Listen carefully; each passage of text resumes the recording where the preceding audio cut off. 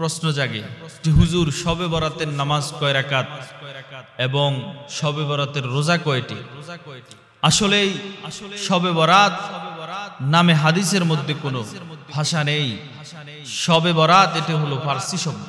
সব শব্দের অর্থ হলো রাত্র, আর বরাত শব্দের অর্থ হলো নাজাত, মুক্তি, যেটাকে বলা হয় যে বাংলায় মুক্তির রাত।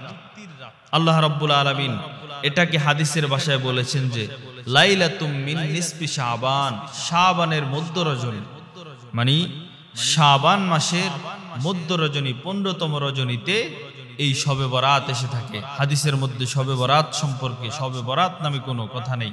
হাদিসের মধ্যে আসে হলো লাইলাতুম মিন নিসফি মিন শাবান, যেটাকে বলা হয় শাবানের মধ্য রজনী। এখন আমাদের মধ্যে প্রশ্ন জাগে যে নামাজ পড়ব কয় রাকাত? বাংলাদেশের মধ্যে মুকসুদুল মুমিনিন এবং 12 চাঁদের আমল বিভিন্ন কিছু জাল বর্ণনা নিয়ে কিছু বই তৈরি করা হয়েছে। অধিকাংশ নারীদের কাছে এই বইগুলো আছে।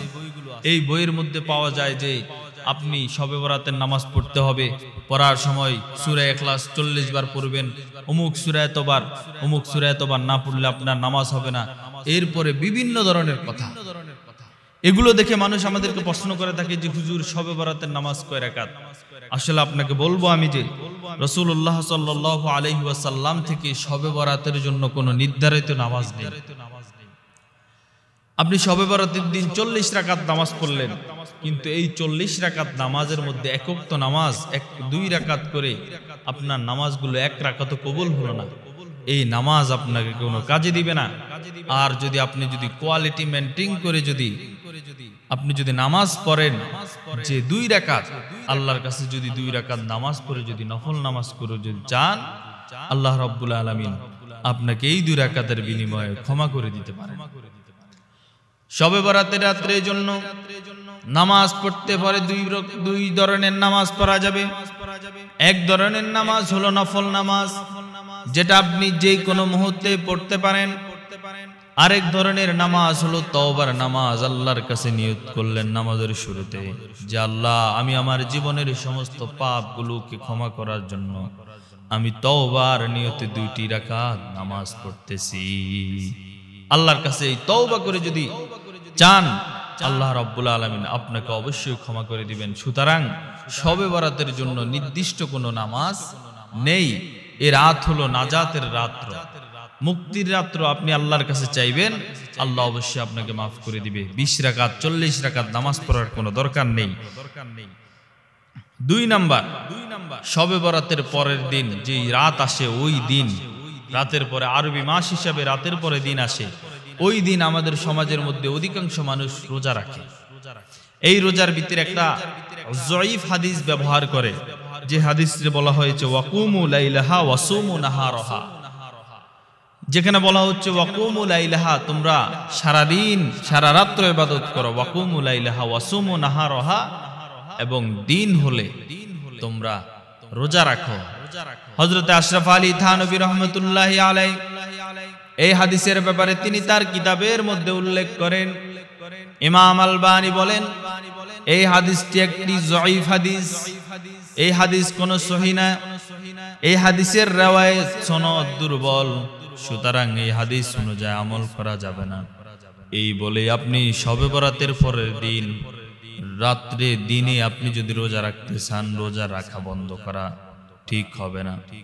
আপনি যদি এই হাদিস অনুযায়ী বলা হয়েছে যে শবে বরাতের জন্য আলাদা কোনো রোজা নাই, এখন কোন মানুষ যদি চায় রোজা রাখতে পারবে, তবে এই রোজা শবে বরাতের রোজা যদি মনে করে রাখে, সেই রোজা যদি মনে করে যদি আপনি রাখেন, তাহলে এটা এক ধরনের বেদাত হবে। আপনি যদি এর পরের দিন যদি রোজা রাখেন, 2টি সুন্নত আদায় হয়ে যাবে। 1 নাম্বার সুন্নত হলো রাসূলুল্লাহ সাল্লাল্লাহু আলাইহি ওয়াসাল্লাম তিনি রমজানের আগের মাস শাবান মাসে বেশি বেশি রোজা রাখতেন। এই রোজা রাখার কারণ হলো রাসূল আগামীতে যেই রমজান আসতেছে, এই রমজানের প্র্যাকটিস, রমজানের রোজা রাখার জন্য যেই প্র্যাকটিসটা করা লাগে, একটা খেলোয়াড় মাঠে খেলার আগে 2 দিন 3 দিন ধরে প্র্যাকটিস করে, রসুল ঠিক প্র্যাকটিস স্বরূপ শাবান মাসে অনেকগুলো রোজা রাখতেন। আপনি যদি শবে বরাতের পরের দিন যদি রোজা রাখতে ইচ্ছুক হন, রোজা যদি রাখেন, আল্লাহ রব্বুল আলামিন ওই আমল নামায় রসুল যেই শাবান মাসে রোজা রেখেছেন সেই সওয়াব দিয়ে দিবে। হযরতে আশরাফ আলী থানভী বলেন, আরেকটি সুন্নাত আদায় হবে, যেই সুন্নাতটা হলো রাসূলুল্লাহ সাল্লাল্লাহু আলাইহি ওয়াসাল্লাম প্রতি মাসের আরবি মাসের মধ্যবর্তী সময় যাকে বলা হয় আইয়ামে বীজ, ওই আইয়ামে বীজের মধ্যে রাসূল রোজা রাখতেন। এই মাসে যদি আপনি যদি 15 শাবান যদি রোজা রাখেন, রাসূলুল্লাহ সাল্লাল্লাহু আলাইহি ওয়াসাল্লাম এই যে আইয়ামে বীজে যে 3টা রোজা রাখতেন, 14, 15, 16 সবগুলো রোজা রাখার আমার সওয়াব আল্লাহ তাআলা রব্বুল আলামিন আপনার আমল নামায় দিয়ে দিবে। সুতরাং এক নিয়তে রোজা রাখলে আপনার জন্য বেদাত হবে, এটা শরীয়তের পরিপন্থী একটি বিষয় হবে।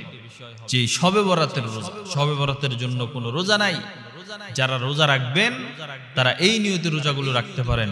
অবশ্যই আল্লাহ রাব্বুল আলামিন আপনার এই রোজা রাখার বিনিময়ে সওয়াব দান করবেন এবং রাসূলুল্লাহ সাল্লাল্লাহু আলাইহি সাল্লামের 2টা সুন্নাত আপনার পালন হবে।